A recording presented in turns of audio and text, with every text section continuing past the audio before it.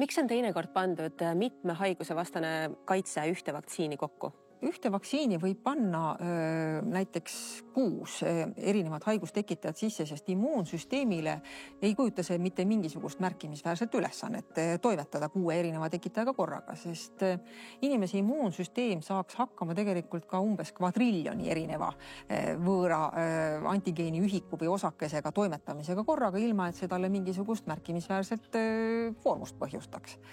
Et ühelt poolt annab see võimaluse vähendada süstide arvu, ehk siis kas sa teed 6 süsti üksteise järel või teed 6 erineva haigustekitaja jaoks samasuguse doosi, ehk siis vähendab ka ühtlasi sinna vaktsiini sisse kuuluvate igasuguste abi ja kooshoidvate ainete hulka, mis inimene korraga saab. Ja ei ole vaja nii palju arsti juures ka käia. Et tegelikult on see päris kaval mõte.